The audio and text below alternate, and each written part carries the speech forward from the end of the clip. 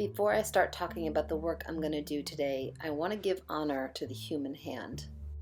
Our hands, with the ability to grip and grab and pull and push and withstand weight and power and force, also have these fingers and this thumb extending out that give us the ability to build things and destroy things, or simply tell a story in the most powerful way.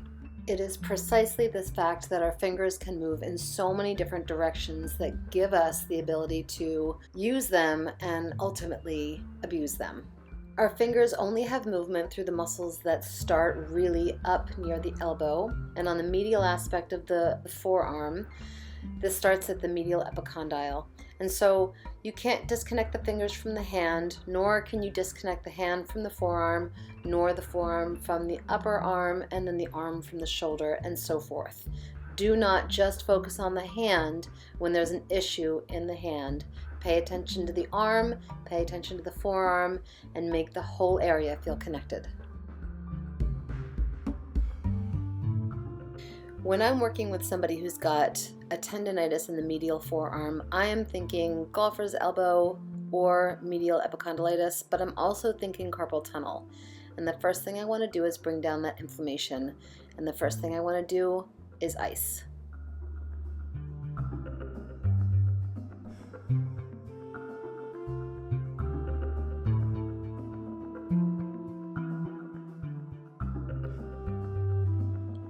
Icing the medial aspect of the forearm is going to be a little more tenuous than icing most other places in your body.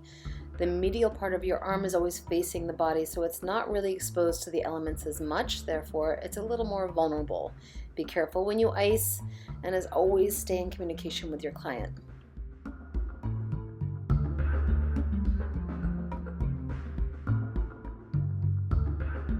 Once I feel satisfied with how much I've iced the forearm and my client's arm feels nice and cold, I want to start to sink in and start to feel for what's going on within those muscles. Oftentimes inflammation shows up because of overuse.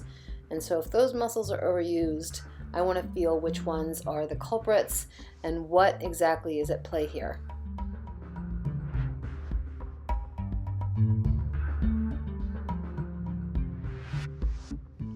Similar to the work that I did on my video for tennis elbow, I'm going to take advantage of the cold numbness to dive right in and attack the trigger points.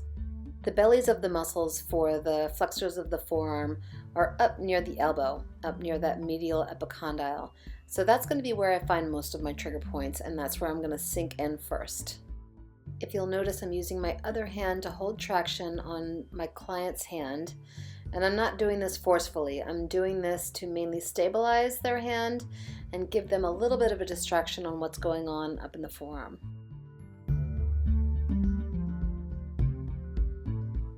It might be worth mentioning here that when performing trigger point therapy, patience can be your most valuable asset. Sink in and ask your client to take a deep breath and just observe what they're feeling as opposed to fighting it. That simple act can be so revealing for both you and the client.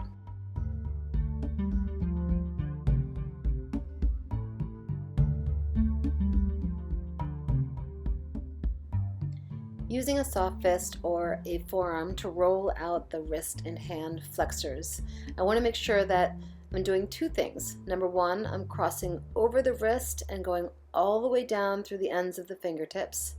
And the other thing I want to be sure of is that their fingers are reacting to my work.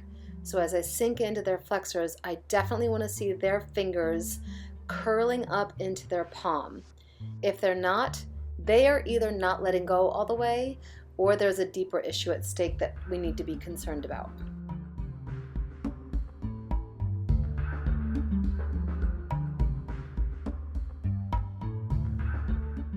Getting my client to engage here, all I'm going to do is ask them to make a fist. And there's a lot of different ways that you can vary this technique. As I sink into what feels like a very tight flexor, I'm going to ask my client to make a fist, but then I can also ask them to either lift their whole fist off the table, or I can ask them to just take each finger and squeeze them individually into their palm. It's a little hard to see in this video, but that separates each of those flexors out, and you can feel the difference as you're sinking in with that engagement.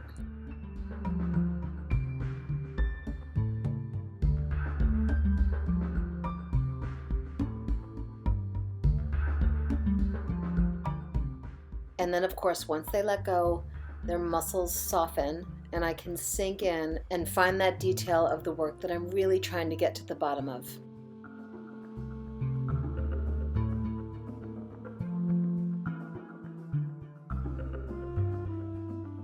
My only word of caution here when you're working so close to the medial epicondyle is that the ulnar nerve runs right down into that area and can be very easily compressed.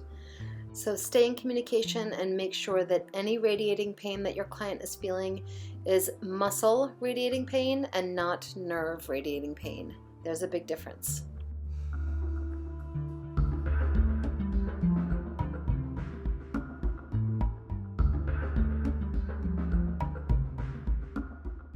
Working my way down into the hand, I'm not going to ignore the carpals. I want to make sure that they have a little room to move. And so what I'm doing here is hooking in with my thumbs into their pisiform and into their trapezium. And while I do that, I'm basically manipulating the flexor retinaculum and any tension that is caused there from any irritation extending down from those tendons, passing underneath the flexor retinaculum and creating a pull on those two carpals. I just want to create some space and I want to wiggle them around a little bit and help them move.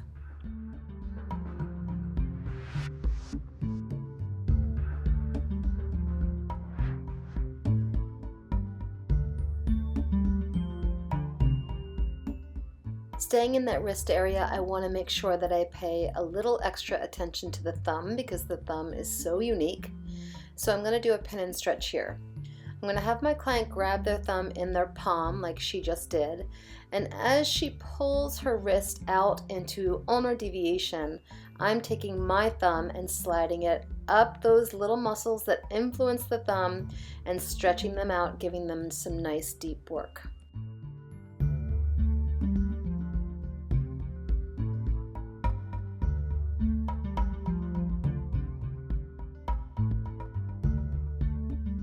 You might feel like you're sliding right along the radius here, which you kind of are, but try to stay on the medial aspect and keep your thumb nice and flat. Try not to make it too sharp.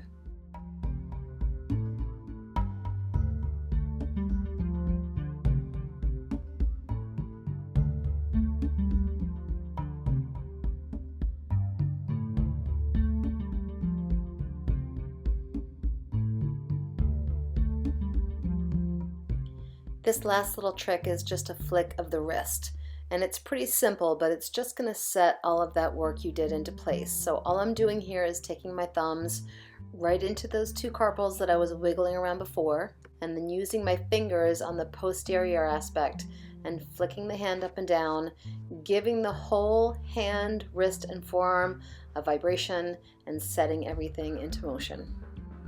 From here, you guys all know what to do in the hand. You're experts at this. Open the hand up, separate the metacarpals, make that fascia in the palm feel nice and loose, and give the hand some love. It deserves it.